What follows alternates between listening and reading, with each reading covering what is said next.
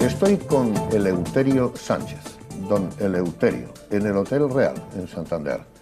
Dentro de una hora y media se va a Novales, al pueblo de los Limones.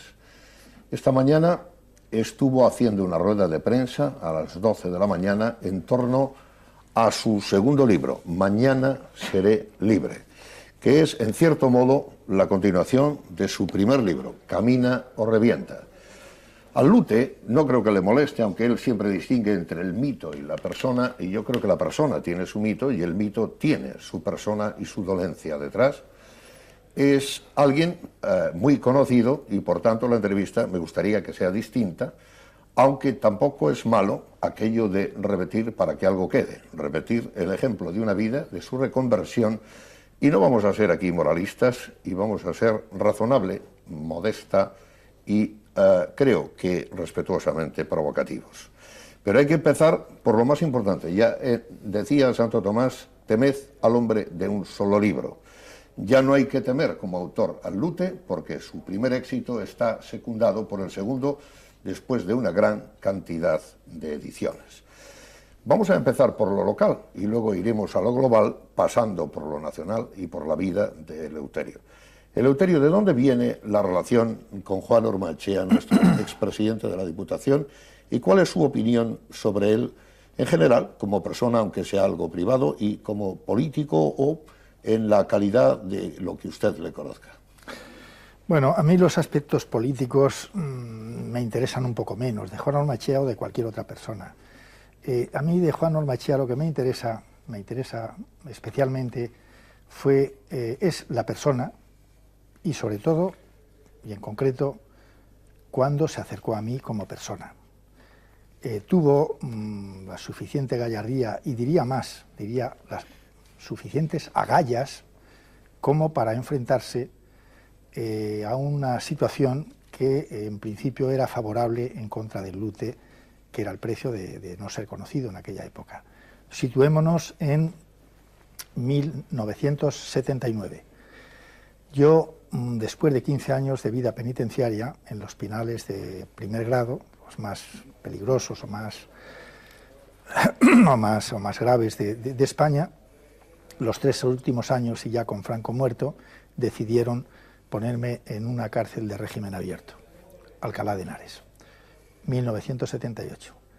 En el 1979 me invita Martín Ferranz a dar una conferencia en el Palacio de la Magdalena, la Universidad Internacional Menéndez Pelayo de la Magdalena. Yo era la primera vez que dirigía la palabra al público, porque si bien me había leído montañas de libros, porque soy autodidacta, a los 22 años firmaba con el dedo, bien es cierto que no sabía dirigir la palabra a gente. Yo cuando veía 4 o 5 personas no sabía hablarles a ellos, me amedrentaban, no podía hacerlo. Entonces, aunque tenía conocimientos, la verdad es que tuve muchos apuros para aceptar esta conferencia. Sin embargo, y a pesar de esas limitaciones, la acepté porque sabía que esta era para mí, en ese momento, la prueba, digamos, del 9. Porque hasta entonces se hablaba mucho del Lute en cuanto a bueno, malo, regular, mentira, falso, verdad, sabrá tanto, será tan listo, será un listillo de pacotilla. Bien, pues vamos a hacerlo en un sitio público y notorio como la Universidad de Menéndez Pelayo, y yo di la primera vez esa conferencia. Como esas cosas entonces existía mucho el centralismo, aunque todavía existe, pero un poco menos, todo se cocía desde Madrid.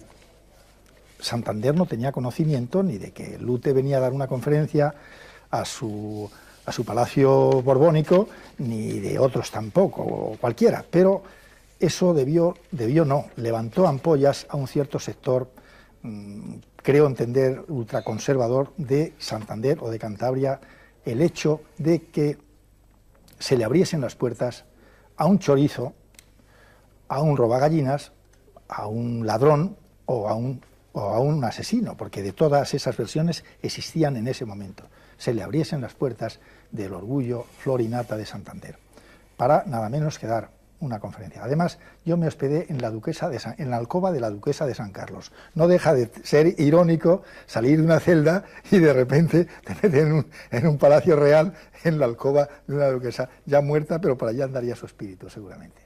Bueno, pues entonces, ¿qué ocurrió? Que cuando Santander tiene conocimiento de este hecho, que viene el Lute aquí a hablar, y que además se hospeda en el sitio, en la joya que nosotros consideramos, pues dijeron, esto de la democracia, ¿a dónde hemos llegado? Esto es confundir el culo con las témporas. Bueno, dieron el grito en el cielo. Cuando di la conferencia, que no debió ser muy buena, o por lo menos muy brillante, pero sí auténtica y de corazón, porque yo es como sé hablar y no sé hacerlo de otra manera, pues debieron captar los medios, o las personas que estaban por allí, quisieron abrir el Paraninfo, pero eso era demasiado para un quinqui, por tanto, en el aula no cabía nadie, estaba todo el mundo por ahí fuera, pues se llenó a reventar. Debió causar bastante buena impresión, porque al día siguiente los medios dieron la crónica del hecho y la dieron muy favorablemente. Y creo recordar, porque yo venía a dar la conferencia, pero aprovecharon también la Dirección General de Prisiones para apuntarse el tanto y decir, no, que se quede 10 días, para que vean que somos magnánimos, 10 días que se quede por allí de vacaciones. Creo recordar que el día siguiente de la conferencia salió la prensa, publicado en la prensa favorablemente este hecho, y al día siguiente, o sea, 2 días después, Juan Ormaechea, alcalde a la sazón, con su séquito, con todo su séquito, llegó al Palacio de la Magdalena, preguntó por mí, se sentó conmigo, empezamos a departir y encontré un ser humano extraordinario. Me dio la mano, me saludó cordialmente, Eleuterio, te valoramos en lo que vales y es mucho, así dijo, o creo entenderlo así, y no hagas caso a los comentarios que en la vida hay de todo. Yo eso lo entendí como un acto de desagravio que hizo este hombre hacia mí. Su aspecto político, que luego fue muy difundido, en mi opinión, es bastante coherente con este acto unipersonal que hizo para conmigo. Significa que es un hombre que es muy inteligente, que es muy preparado, pero que tiene sentimientos y que tiene corazón y que no tiene dobleces y que no hace componendas ni con bisagras ni con nadie. Cuando él tiene las ideas claras, dice esto va por aquí y se enfrenta con quien sea. Y eso, que es muy honrado y muy loable, en política le han segado la hierba por debajo. Y usted es un hombre agradecido, es evidente, como es evidente que es también apasionado. Pero usted ha citado a Franco, usted ha citado aquella época, ha puesto inmediatamente el contexto negativo de carácter sociológico. Yo tengo enumeradas muy apresuradamente las teorías que hay en la criminología, que estoy seguro, es una ciencia que usted no niega, muy evolucionada, muy revisada, muy integrada. Y muy peligrosa. Depende, porque también la integración que se ha ido haciendo... La antropometría, Lombroso, no, pero Obels. ese es un aspecto, es solo la biológica. Por tanto, muy peligrosa. No quiero hablarle solo de una, quiero hablarle de la psicológica, la que han llamado de clases de teoría social baja, la interpersonal, hay una de control, labelling, radical, es que hay 10. Si usted quiere, y me parece legítimo, acogerse a la psicológica, yo tengo que preguntarle, ¿usted se considera un producto injusto de clase social baja, de mala vida, frente a todas las demás teorías? Es decir, ¿a usted le ha tratado tan mal la sociedad y la vida durante esa etapa previa a solo un par de gallinas que en una espiral tremenda le llevan después a ser condenado a muerte, aunque libre el pellejo y adquiere la cultura? ¿Cree usted que usted no tiene responsabilidad alguna, ni siquiera lo que antes llamaban las madres, las malas compañías, o cree, por el contrario, que hay alguna mezcla de todas estas teorías que pueda valer? ¿Dónde sitúa usted el origen del problema? Vamos a ver. El problema superado. Vamos a ver, has tocado un tema de amplio espectro. Me alegra el tuteo, yo pensaba hacerlo contigo. No, claro que sí. Amplio espectro, muchísimo. Vamos a ver. Partamos de un hecho rigurosamente objetivo, porque lo demás pues puede ser, en fin, juicios de valor. Un hecho rigurosamente objetivo. En España, en 1936, no hubo una erupción de granos, hubo una guerra civil sanguinaria. Y lo más terrible que le puede ocurrir, en mi opinión, a un país es que se peleen los hermanos y se maten los hermanos. No estoy hablando de izquierda ni de derecha. No estoy hablando de justo o injusto, no estoy hablando de un general rebelde que dio un golpe de Estado a un sistema republicano que el pueblo había votado. No hablo de eso. Hubo una guerra civil y no una erupción de granos. Duró 3 años y después se prolongó como 15 o 20 años más. Los 10 primeros años pasados a la historia, los 10 primeros años terminada la guerra civil, en 1939, pasaron a la historia por los años del hambre. Eso, datos rigurosamente objetivos, eso no puede por menos que crear unas situaciones de tipo social terribles, paupérrimas, de una España insolidaria, porque después de la guerra civil hemos de tener muy presente que en la guerra civil murieron 500.000, se cree, más o menos, las estadísticas, en fin, se ajustan. 1 millón de muertos, decía Gironella. Pero después, sí, Gironella dijo eso, pero después de la guerra civil murieron más que en la guerra civil, en paredones, en represiones, en chivatazos, en no sé qué, murieron en muchos frailes durante la guerra civil. Exactamente. Yo no hago una defensa de aquí ni de allá, constato hechos, nada más, están ahí en la historia. ¿Eso qué ocurre? Que crea una serie, que crean unos vencedores y unos vencidos, que crean unos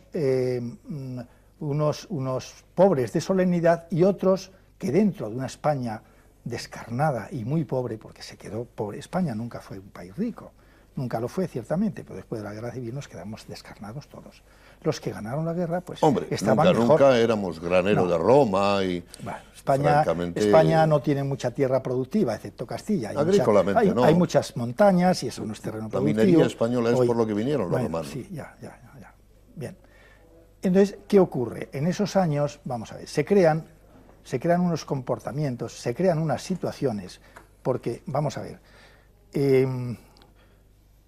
los seres humanos podemos hablar de ética, de moral, de cultura, de religiones, de comportamientos, de códigos morales, y debemos hacerlo así, porque la vida no es posible si no hay unas reglas y hay que seguir esas reglas y obedecerlas, y lo ideal y lo normal es que esas reglas no se impongan a garrotazos, sino que se impongan desde niño con una buena educación. Así es. Esto es cierto.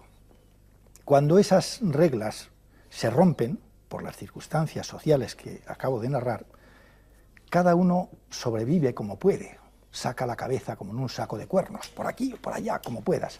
Quiero decir que cuando una persona, para que en el idioma de Cervantes nos podamos entender todos, para que una persona pueda acogerse a unas normas, educarse en unas normas, se le supone que tiene las necesidades más primarias cubiertas. La magra pitanza, una yacija donde dormir y unos padres y una casita y más o menos mínimamente. Cuando esas circunstancias no se dan, entonces es la ley de la selva y es la supervivencia. Y en la supervivencia todo es válido. Ojo, todo es válido, digo, y lo digo con toda la intención de que esto se me puede rebatir. Todo es válido porque se trata de sobrevivir, no se trata de decir, tú no puedes robar con tu barriguita llena. Es que yo me estoy muriendo de hambre. Y lo peor del hambre no es que hoy tenga hambre. Es que no tengo la esperanza de saciarla mañana. Y esa es la hambre de verdad. Hambre que Artura, espéranos, hambre pura. Eleuterio, hay dos... Y eso crea unas situaciones de tal suerte que las leyes, como decía Ortega y Gasset, las leyes las hacen los políticos, los juristas y los demagogos. Pero es el pueblo al que se la impone en el pueblo. Pero si esas leyes no han sido consensuadas y aceptadas por el pueblo, eso es la demagogia, eso es como poner la carreta delante de los bueyes, literalmente dijo Ortega y Gasset eso. Quiero decir que de poco sirve que nos hablen de moral, de ética y de no sé qué cuando hay unos españoles que comen y otros no comen. Y eso crea unos comportamientos y unas situaciones de injusticia que al aplicarle a todos por la misma vara el Código Penal, estamos cayendo, cuando menos, no hablo ya de injusticia, sino de irreverencia. Porque hay que analizar estos hechos, hay que analizarlos con la lógica y con la luz de la sociología, y no de la criminología ni del Código Penal, de la sociología, que es donde se cuecen los problemas de los seres humanos. ¿Por qué has hecho esto? Los jueces nunca me han hecho esa pregunta a mí, jamás. La criminología que se nutre de la sociología principalmente, y también de la psicología, pero mi papel aquí no es discutirle a usted, sino preguntarle y tampoco rebatirle, sino quizás completar a través de una amable conversación, a pesar de su apasionamiento, que es comprensible, las ideas que ambos expongamos, porque eso es una conversación, versare Sin duda, cum. sin duda. No, ya. Conversar con Ortega, cuyo pensamiento completo es muy difícil de conocer, dice de moral mos moris, costumbre, y dice que las costumbres cambian. Pero entender que es demagogia las leyes cuando hay situaciones democráticas y que están ajenas al pueblo tampoco parece tan justo, porque el pueblo es quien elige a sus representantes y los mecanismos para hacer la ley proceden a veces del pueblo, no tan directamente. Perdón que te interrumpa. Efectivamente, el pueblo elige a sus gobernantes, pero en un golpe de Estado como el que tuvimos nadie eligió a Franco. Lo eligieron las armas y mató a más que nosotros y pudo. Por tanto, el pueblo no eligió a ese señor. Es evidente que ese es un periodo claro y eso no lo iba a redarguir yo. Pues de ahí arranco yo. Ni siquiera otra cosa. Es que yo soy un hijo de la guerra, yo nací en el 42. Yo nací en el 48. En 1960, una familia trashumante de lo que llaman en alguna biografía cacharreros. Usted recorre Extremadura, lleva una vida dura, causa por la que su madre muere y usted enlute cuando aquello, roba unas gallinas y es condenado a 6 meses de cárcel.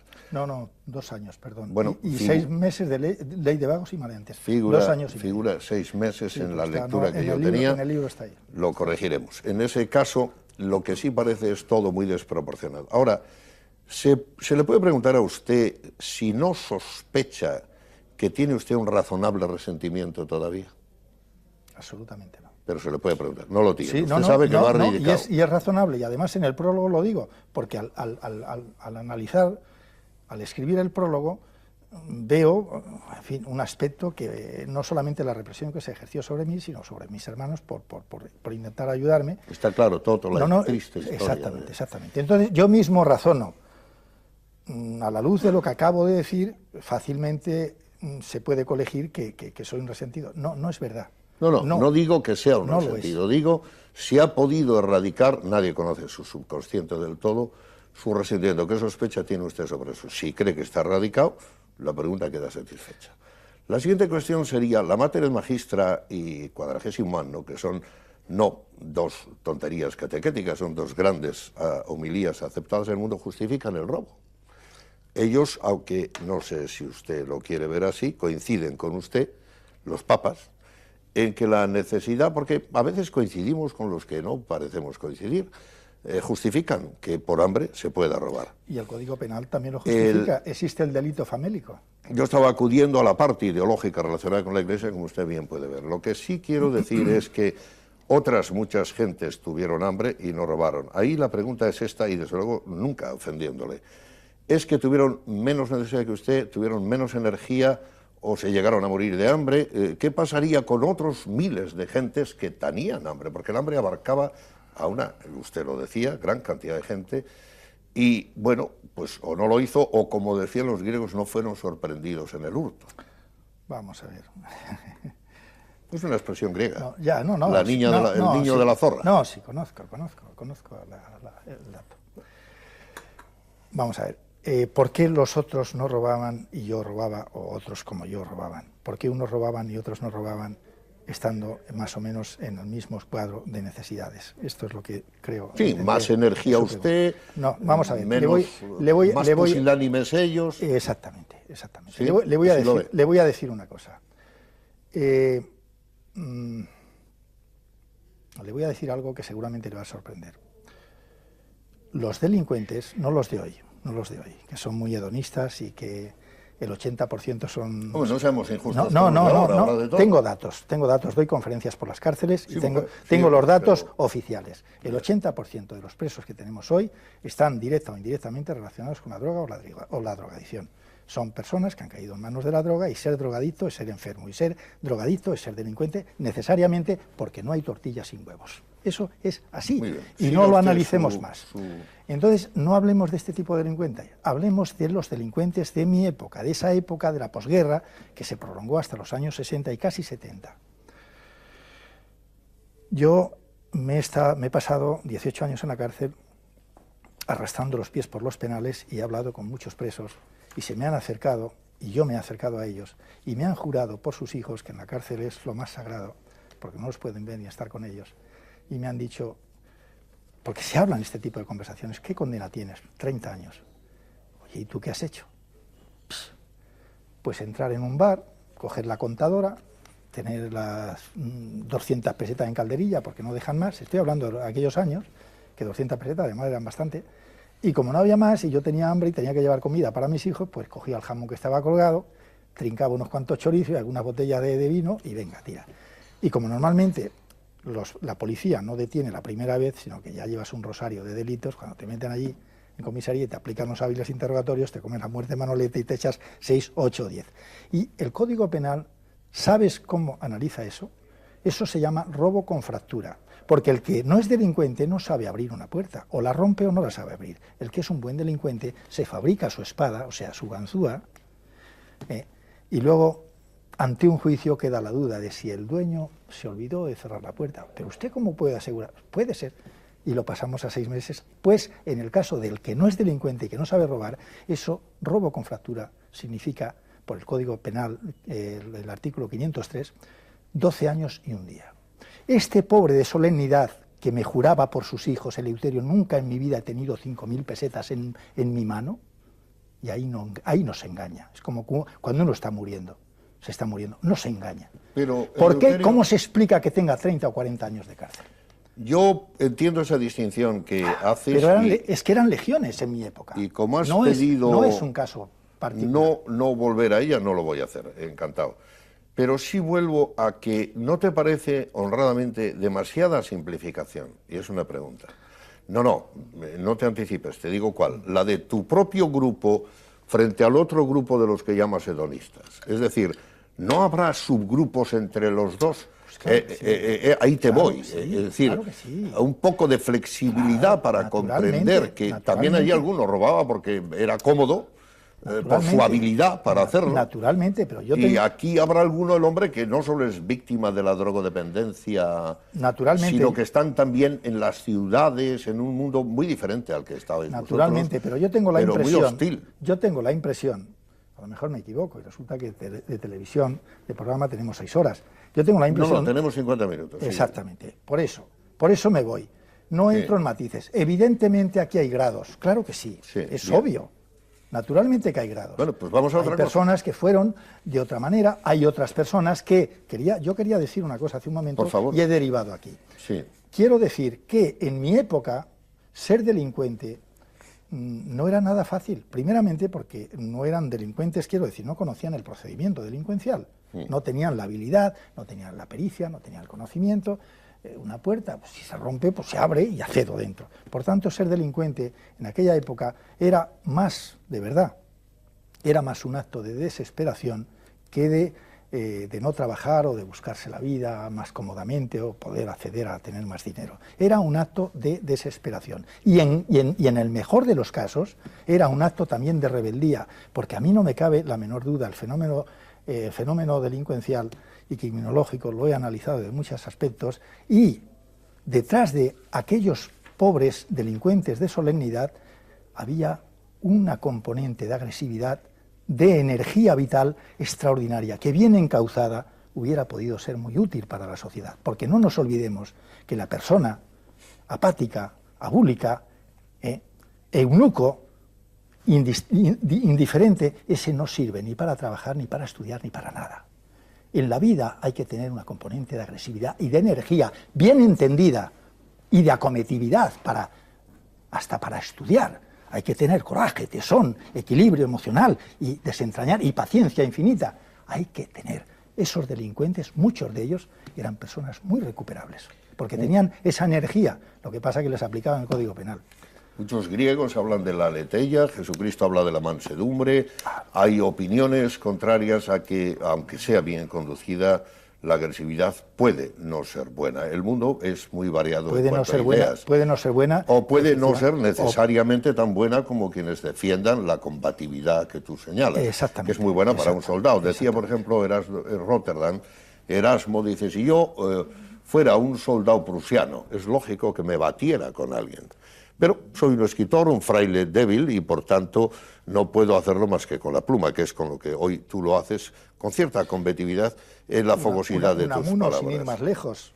Pero dejó dicho, sí, hombre, hablaba claro, de la guerra, pero dejó dicho, ¿por qué me lleváis a Fuerteventura?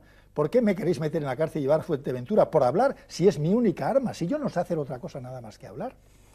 Sí, hablaba, eso dijo. pero hablaba y se jugaba la vida con la palabra, no con Pero era su empellones. arma, no El combatía viejo a nadie. Provecto con 80 años Claro, se levanta claro, y dice, he oído un grito necrófago. Pero no exaltaba a las masas, no creaba revoluciones. Quería despertar los goznes del pensamiento del pueblo que están de miles de años oxidados. Eso es lo que él creía, y por eso Unamuno es un hombre tan paradójico, que si no tenía con quién combatir, combatía contra él mismo. Era un hombre eminentemente paradójico. Necesitamos guerra porque en la conciencia, porque le repateaba, le resultaba insoportable la conformidad, porque de aquí para arriba es lo único que nos diferencia, y si no lo usamos somos chimpancés. A eso se refería Unamuno. Francamente, una persona que no sabía firmar, a pesar de tu gran estudio, de haberte licenciado con un gran mérito en la cárcel de Derecho, ¿se puede considerar un intelectual? No. ¿Te lo consideras tú? No. Pero a veces ejerces al hablar como si lo fuera. Bueno, intento pensar, mejor dicho, pienso, reflexiono, soy hombre de opinión, soy hombre de criterio. Opinión fuerte, yo diría. Sí, fuerte, sí. Hombre, criterio de crisis. De ahí viene. No, hombre, no necesariamente. Crisis es juzgar. No, sí, pero vamos a dejar etimología. No necesariamente. Tengo mucho sentido del humor. Los amigos que me conocen... Eso es lo que quería buscar. Los amigos que me conocen, que tengo una peña por aquí, ahí mi editor está por aquí detrás. Está por ahí. Que nos reunimos en la Torre del Viento, contamos chistes y nos reímos. José María Arévalo. Todos los domingos. Sí. Es decir, que no siempre soy así de trascendente, ni fogoso, siempre soy así de radical, ni mucho menos. Hablemos de la libertad. Soy un hombre que puede manejar, soy muy poliédrico, y puedo manejar muchos aspectos de las cuestiones. Muy bien. Depende de qué punto y en qué estado anímico o qué preguntas me hacen, puedo parecer una cosa u otra. Yo haré todas las que buenamente se me ocurran y espero hacértelas siempre con educación, pero sin restricciones. Por ejemplo, la libertad. Yo espero contestar también con educación, con toda libertad. Aunque lo haga con vehemencia. A mí no me importa que te sobrepases un poco, porque entonces estamos sacándole jugo a esto. La libertad. La libertad la puede ver un fugitivo de una manera, la puede ver... Tú dices que te ha salvado el pensar en la libertad desde dentro. Y en otra ocasión, si no recuerdo mal, hablas de cómo el vigor físico, la disciplina, hasta que descubriste la cultura... y hiciste una composición más completa que ha ayudado a el desarrollo final de tu personalidad, no final, nunca acaba, sino maduro, fue lo que te salvó, el deseo de ser libre. Has dicho alguna vez literalmente con ese lenguaje que te caracteriza, mi madre no me parió para estar entre rejas o cosas semejantes. La libertad, dice ella, Berlín dice que tiene dos, a mí es una de las cosas que no me gusta, están Mill, Bentham, tantos hablan de la libertad, Montesquieu. Te has declarado rusoniano alguna vez, buen salvaje. Sí, mucho más. Pero, o sea, es la sociedad la que complica frente a todo lo que opinaban los británicos, diciendo que hay que hacer un contrato, que hay que negociar, porque si no somos malos chicos. Tú opinas que no. Somos seres románticos que pueden malearse por culpa de la sociedad, aunque menos los actuales delincuentes. En todo caso, no tenemos en filosofías por lo del tiempo que tú decías, pero sí en esto. ¿Qué es más importante? La libertad de que no nos restrinjan, libertad para autorrealizarse, o lo que llama libertad from before, la libertad de que no te estorben o la libertad de que no solo no te estorben, sino que puedas tú realizarte. En las dos, una sola, ¿cuál es preferente? Vamos a ver, por tiempos. La libertad no es algo que se otorga. El hombre nace libre y si no, no es hombre. Calderón dice que no, pero bueno. Bueno, Calderón vivió su época, dijo eso y dijo también lo contrario. Dijo muchas cosas. ¿Lo contrario? Sí, también dijo lo contrario. El hombre, para ser hombre, nace libre, es libre, tiene que sentirse libre. De tal suerte que si el hombre no está libre, es un eunuco, es un supersiervo, o es, en fin... Oye, Eleuterio, perdóname la interrupción. ¿Eunuco no sería ofensivo para el respeto que hay ahora para las minorías? Castrado, me da lo mismo. Pregunto. Eunucos son los niños cantores de Roma, claro, para conservar su voz virgen, lo cual no deja de ser una brutalidad que le cortaban los testículos. Esos son seres eunucos. Castrado y eunuco es la misma cosa. Pero también se puede ser castrado mental, que es lo mismo. Metafóricamente es lo mismo. Perdona, no te interrumpo. Por tanto, si hablamos de hombres, tenemos que hablar de hombres libres. Y la libertad no me la tienes que otorgar tú ni nadie. Pobre libertad. Cuando dices tú, es un tú... Cualquiera, tú, el de enfrente, el No, gobernador de turno, el mandarín del país, me da lo mismo, el preboste de enfrente. La libertad no es algo que se otorga, la libertad es algo que es intrínseco a uno mismo. Y si el hombre, por lo que sea, no tiene libertad, porque alguien quiere cegarle o dominarla, ese hombre tiene que combatir. Ahora que acabamos de, iba a decir, de enterrar a Cervantes, no, de enterrar al Quijote, pobrecito Cervantes. Curiosamente, el año pasado, a propósito de un inciso nada más pequeño, el año pasado celebramos el nacimiento de Don Quijote. Sin embargo, los franceses, el 400 aniversario, sin embargo, los franceses celebraban el primer centenario del Capitán Nemo, no del Capitán Nemo, sino del autor, que no me viene ahora, el autor del Capitán Nemo, el de los... Submarino Atómico, hombre, que no me viene ahora. Verne, está, exactamente. Ellos, el año pasado, celebraban el centenario de Verne, no el Capitán Nemo, que fue su gran personaje. Nosotros olvidamos la persona que fue Cervantes y celebramos Don Quijote, su criatura. Sí. Y este hombre, que fue el loco más cuerdo que tuvo la Tierra, en mi opinión, porque yo soy muy rotundo en mis expresiones, tú lo has dicho. Está claro. Para mí, el loco más cuerdo que tuvo la Tierra es Cervantes. Este hombre dejó dicho a Sancho. No le toques la silla al pobre. No. Le dijo a Sancho hermano, aparte de lo que en la Iglesia hemos topado, Sancho hermano, por la libertad bien vale la pena luchar. Y bien vale la pena arriesgar la vida, y aún perderla si fuera necesario. Pero a ti que te gusta... Esa es la base de todo, las citas de autoridad. Montesquieu sin eso a mí la vida no me interesa, para nada. Montesquieu, prefiero combatir en lucha y morir en ella. Que está cerca de tu admirado Rousseau, dice que libertad es poder hacer lo que se debe querer. El problema es el debe. Si a ti te decimos la palabra juez... Pero entramos en los límites de la libertad. De ahí podemos hablar mucho. La libertad, ¿hasta qué punto es libertad? Mucho no, pero quiero preguntarte algo. Si decimos, por ejemplo, fíjate, simple resonancia en tus oídos de la palabra juez, la palabra cárcel, la palabra castigo, la palabra redención, la palabra justicia, la palabra... ¿Te suenan mal todas? Todas no. No, te pregunto. Todas no, pero algunas de ellas sí.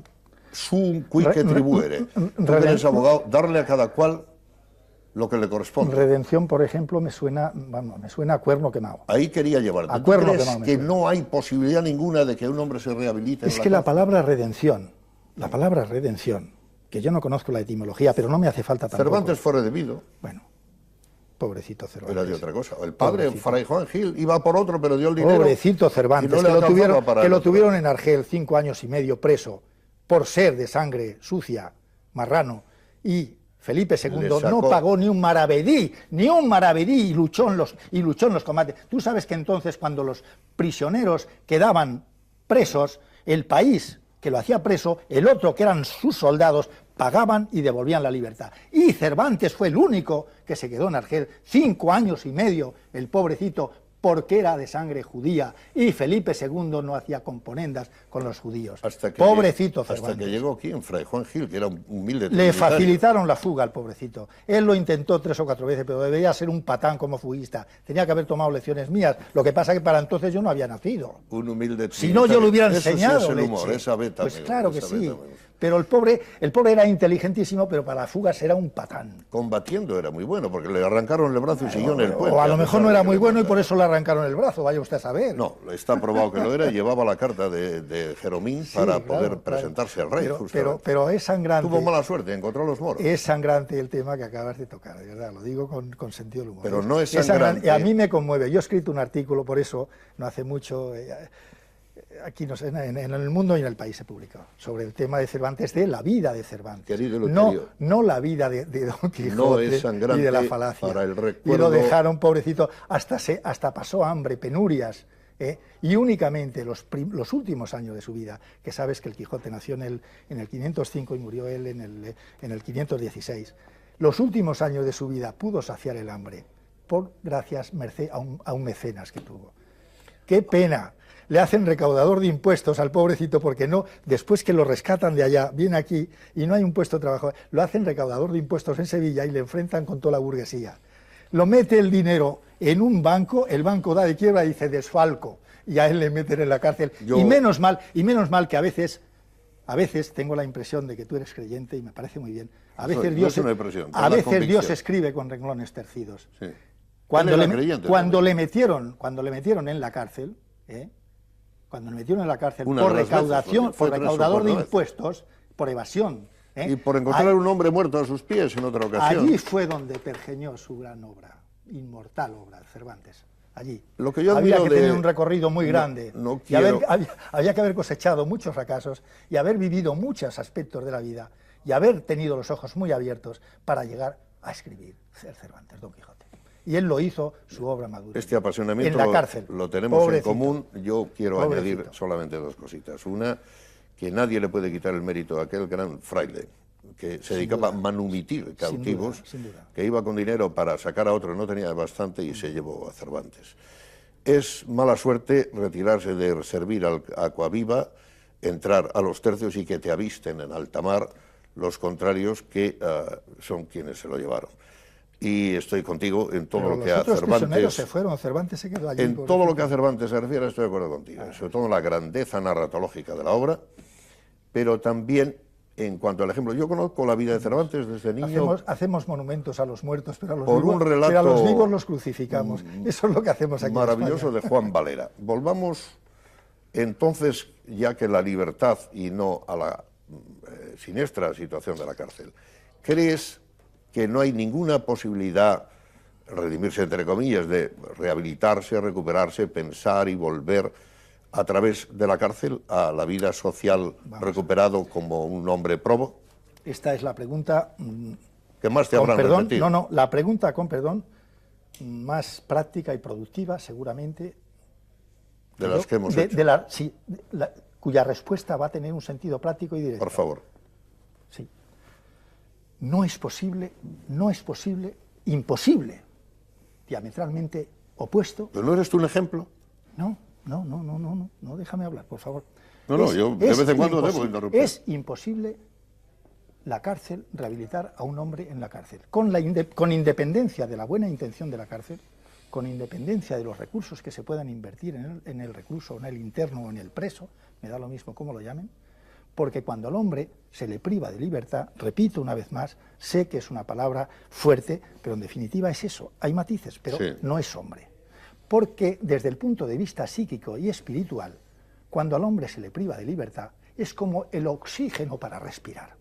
Este hombre no se aperturiza de aquí para arriba, no está receptivo, está dicotómico, está pensando en mil cosas menos en el libro o en el estudio que tiene delante. Por tanto, es sumamente dificilísimo la recuperación, la rehabilitación, regeneración y reinserción social del preso, con la independencia esta. Entonces, ¿qué ocurre? Ocurre una cosa curiosa. Cuando estás en la cárcel, uno se harta de llorar, se harta de no dormir por la noche y acabas durmiendo, comiendo lo que te den y acabas riendo con el compañero porque la naturaleza o la costumbre, uno se llega a acostumbrar hasta vivir con el dedo metido en un ojo. Hasta eso se llega, es la segunda naturaleza, decían los sabios romanos, ¿no? La costumbre.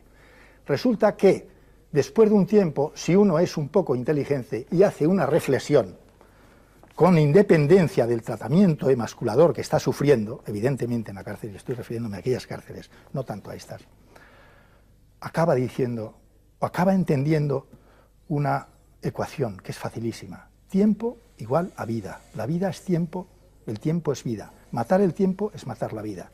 Allá donde esté tengo que aprovechar mi tiempo. Si esto es un castigo, yo voy a aprovechar este tiempo y a ver si esto, que es un castigo objetivo, lo transformo en un tesoro. Pero para eso, querido compañero, ¿cómo te llamas? Jesús. Jesús. Para eso hay que tener dos cojones muy gordos. Y cuando hablo de cojones gordos estoy hablando del cerebro. Hay que tener un equilibrio y un esfuerzo de voluntad y hay que tener un tesón para luchar y perseverar frente a todo lo que hasta la última célula está gritando de tu cuerpo, que se opone a eso, Para domeñar tú a todo eso, hay que tener 2 cojones muy gordos. Y esa es la única rehabilitación posible. Es como ciertas enfermedades. Si el enfermo no lucha y pelea, el médico no tiene nada que hacer. Solo se rehabilita uno nada más. Pero eso no está al alcance, desgraciadamente, de casi nadie. Y no me estoy echando flores. Sé que hay algunos más que lo han hecho, pero no han trascendido, especialmente los etarras. Aquella ETA primitiva, aquella ETA del proceso de Burgos, que tenía otra explicación y otra casi otra disculpa, pudiéramos decir, dado que en aquellas ocasiones las circunstancias sociopolíticas eran otras. Esos llegaron a hacerse abogados en la cárcel y tal, pero no eran presos comunes. Los presos comunes se quedan más solos que la una, pobrecitos, en la cárcel. Pierden a la familia, pierden el desamor, pierden el desafecto, viven en desafecto, se quedan hundidos. A partir de ahí, con un tratamiento de tortura, de humillación, de hambre, de frío permanente, ¿cómo se va a rehabilitar? ¿Cómo va a dar rienda suelta aquí? ¿De dónde va a sacar el valor? Hay que tener una sangre muy especial y un coraje muy especial para salir de esa sima tan profunda a la que te han metido. Yo vuelvo a rebajar... Yo es la única cosa, permíteme un pedante, mi pedantería, la única cosa, por favor, la única cosa de la que realmente me corresponde por derecho propio, estoy orgulloso de ello. No de las fugas, que eso es anécdota. Que yo me fugue de los penales... Pero es la parte heroica, es la parte del personaje. Para mí eso es anécdota. Para mí lo fuerte es que en un sitio donde van los hombres a morir psíquicamente, Eleuterio sale más fuerte que nadie. Entonces, y de eso sí me siento orgulloso. Tú no atribuyes... Y esa es la verdadera rehabilitación, no hay otra, pero a pesar de la cárcel, no por la cárcel, ojo. Parece que yo soy el salvador del sistema. Hagamos muchas cárceles, metamos a los hombres malos en la cárcel, pero todo es posible. Todo lo contrario, a ti nadie puede percibirte como salvador porque no parece que tengas una sola palabra de reconocimiento para algo que no sea negativo en la cárcel. Por lo menos yo nunca te la he oído ni está escrita. Es decir, lo que quiere llevar a, más que a insistir en esta pregunta, porque tu posición es muy clara y muy repetida, a otra. Es decir, ¿cuál es la fórmula? ¿No crees en el premio y el castigo en la vida? ¿Esa es la pregunta? Sí. Ni creo en el premio ni en el castigo, ni creo en Dios ni en el diablo, ni creo en el blanco y el negro, ni creo en el bueno ni en el ¿Crees malo. en los cojones del luto? No, señor. Bien. Que la vida es mucho más. Veamos. Que la gama de colores y los grises son infinitos. Amplía. Y hacer el reduccionismo del maniqueísmo, blanco, negro, bueno, malo, premio, castigo, nos reducimos a la categoría de chimpancés, con perdón de los chimpancés, que hay porque no estamos usando el cerebro. ¿Qué hay intermedio? El hombre no es ni bueno ni malo, sino todo lo contrario. Decía Gerardo Diego, bueno y malo, yo con eso estoy de acuerdo, pero... Todo lo contrario. Si coexiste todo en nosotros. Depende de en qué momento te toca vivir, depende en qué seno vives, depende de si te pisan un callo o hay una persona que dice, usted perdone, señor, usted delante. Yo estoy de acuerdo con eso. Los estados anímicos funcionan de otra manera, a partir de actos nobles, generosos o educados, o a partir de groserías o de violencias. El hombre reacciona indistintamente y es la misma persona. Coexiste todo en el hombre. El asunto es, socialmente hablando, ¿qué fórmula puede existir de carácter intermedio o en el abanico de colores que tú quieres ver o presentar para sustituir los mecanismos tradicionales de todas las sociedades del mundo con las que de una manera errónea o más acertada se han encontrado las represiones o coacciones que ejerce el poder, a veces de manera legítima, y los castigos o aflicciones que ha llevado a grandes filósofos, entre ellos Kant, a decir incluso algo tan fuerte hoy como que la pena de muerte es el modo de generar un entendimiento de la justicia del mal causado, como muy bien has leído a lo largo de tu estancia en la cárcel. Es obvio que yo no represento... Que es causa de la causa, es causa del mal causado. Este no es mi punto de vista, pero es lo que te presento para que nos añadas la fórmula, juicio tuyo, no diré que mágica, pero ideal, para suprimir este sistema y que los hombres puedan de verdad ser libres, a pesar de Calderón, que dice que el mayor delito del hombre es haber nacido, y a pesar de quien defiende más existencialmente la libertad, que es Sartre, que dice que no podemos no ejercerla. Pero, ¿cuál es, querido Eleuterio, la fórmula? Vamos a ver. vamos a ver, fórmulas mágicas no hay ninguna. No invoco mágicas, no, sino yo tampoco la voy a inventar. Yo voy a apuntar algo, En mi opinión, el problema es educación, educación, educación, educación. El problema es respeto, respeto, respeto. El problema es tolerancia, tolerancia, tolerancia. Y con esos parámetros seguramente evitamos mucho. Hay personas, que me consta que no soy tan tonto, ni soy tan ingenuo, ni tan romántico, ni tan... Nadie te presenta así. No, quiero decir que sé perfectamente que las personas cuando llegan a mayores y decimos, ¡jo, qué tipo más malo y tal! A veces es que ya desde niño era jodido. Quiero decir que hay personas que nacen ya retorcidas, un poco retorcidas, por lo que sea. Pero en general, suele ocurrir que somos muy poco educados, que somos muy poco tolerantes, que queremos imponernos por encima del otro, que no ejercemos la libertad con respeto, con dignidad y con tolerancia. Y cuando esos parámetros se dan, y eso se da en la familia y en la escuela, de los primeros años de los niños, gran parte de nuestros males quedan eliminados. Y luego surgirán personas, porque está en el tejido humano, y yo creo que está en el tejido humano fundamentalmente porque el hombre, yo no entiendo mucho de antropología, pero creo que el hombre es una de las últimas especies que ha salido en la Tierra, que posiblemente, al ser tan jóvenes en la Tierra, es la última, creo, las abejas, las termitas y muchos otros animales viven en perfecta república y cada uno ya sale determinado, nace determinado y sabe cuál es su cometido. Y seguramente que nosotros no hemos resuelto todavía nuestros conflictos, por ser tan jóvenes, somos niños, y el hombre se nos manifiesta clarísimamente que es fuego y agua al mismo tiempo, que es conflicto y contrariedad, que es bondad, generosidad y maldad también. No hemos resuelto nuestros conflictos, querido compañero. Estamos la fórmula en mantillas. No, lo haremos o moriremos y saldrán otros después. ¿Y cuándo lo vamos a hacer, querido Eleuterio? ¿Lo haremos mañana? El problema es, en primer lugar, respeto, tolerancia, educación, y luego dejar que pasen las cosas. Eleuterio, aquí dice mañana seré libre. ¿No lo eres hoy? Ese es el título de un libro que se editó en 1982. Tenía ese título. ¿El mañana es el hoy o es que esperas todavía conquistar más cotas de libertad? Sí, espero, ya eres televisivo, ya eres mediático, espero. Ya eres intelectual, ya eres un hombre en cierta manera ejemplarizante. Espero conseguir más cotas de libertad, por una razón, porque cuando uno toma, vamos a ver, que no se me entienda mal, por favor, cuando uno toma conciencia de las cosas, ¿quién fue?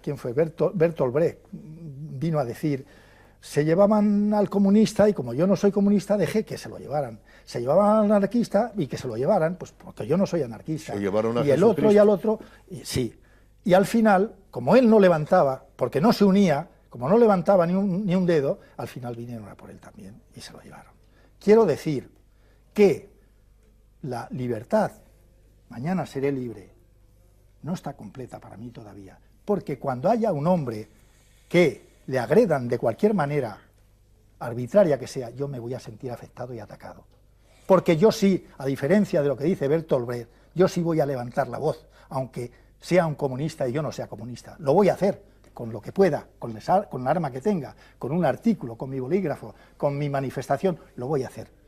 Porque esa es la clave de todo. No debemos ser pasivos, tenemos que ser activos, y aquello que nos afecte no puede ser que no vaya conmigo, va con un hermano tuyo, o con tu vecino, o con un congénere, me da lo mismo, y hay que estar allí dando la pelea.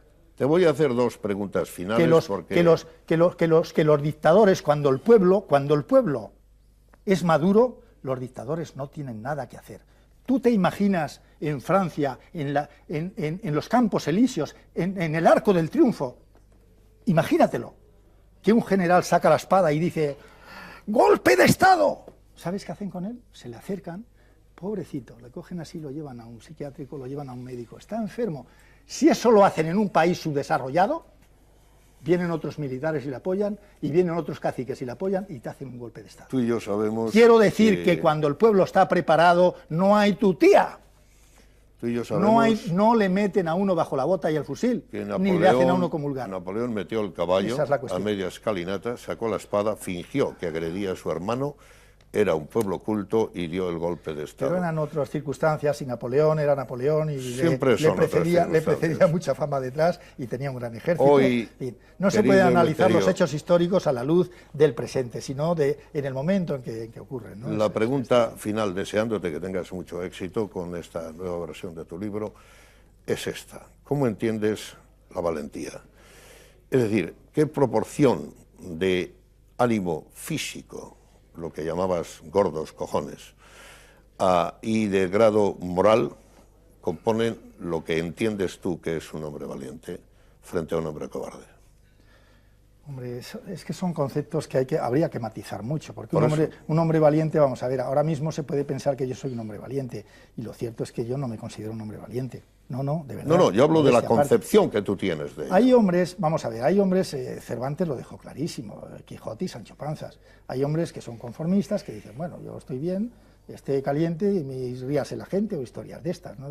Y hay otro que quiere enderezar entuertos y quiere restablecer la justicia y pelea contra los molinos y contra todo lo que se ponga. Eso es un extremo, y el otro también es un extremo. Luego está el intermedio, que es la persona que dice, bueno, se sabe finito, se sabe mediocre, en definitiva todos somos mediocres y finitos, lógicamente, y dice, bueno, yo no pertenezco a un grupo que me aliente, que me dirija en otra forma, y yo como ser humano individual tengo bastantes problemas con llevar a mi familia adelante, y yo me conformo y me instalo en mi mediocridad y ahí me quedo. Esa es la generalidad y ese es el 80 o 90% de los seres humanos.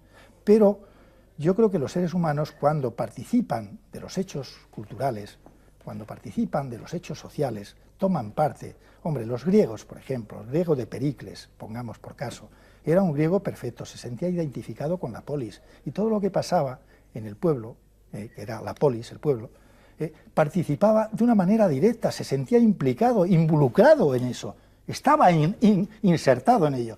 Entonces, ¿qué hacemos cuando ponen los gavilanes o las novelas estas que a mí me da rubor, y la gente, la novela va a empezar? ¿Qué se puede hacer con un pueblo cuando sacan unos toros ahí y los degüellan vivos, con perdón de los aficionados, y aplauden cuando el animalito lo único que quiere es vivir y pelea? Por favor, ¿de qué cultura estamos hablando? ¿De qué valores estamos hablando? Eso es salvajismo puro.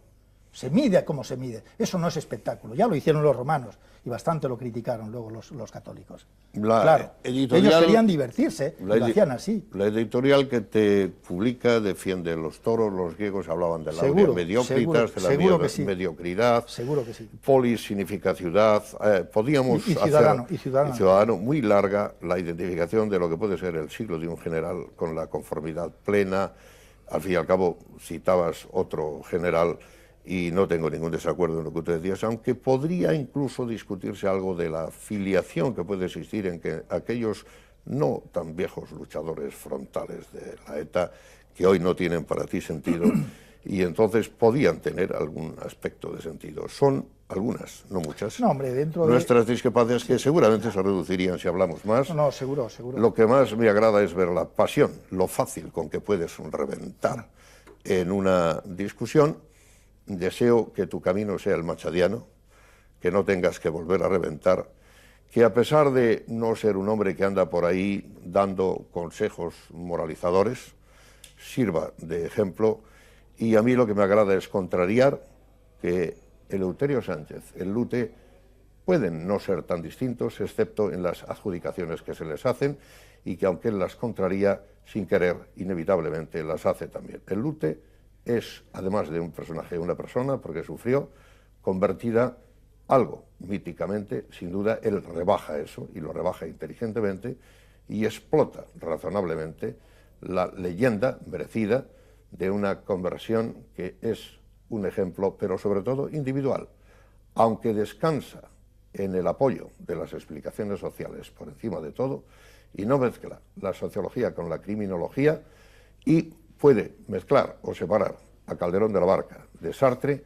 No hay duda que pone pasión, pone simpatía. Ahí tienen ustedes su sonrisa. Estoy seguro que el cámara, que es inteligente, la está captando, y sin la menor duda deseo que mañana sea un día triunfal y bonito para un hombre al que no hay que temer, ni porque nos va a robar la cartera, ni porque nos va a golpear con el abuso de un verbo fecundo después de estudiar en la cárcel. Gracias, Eleuterio, por hablar con nosotros en Telecabarga en el día de hoy. Suerte. Muchas gracias.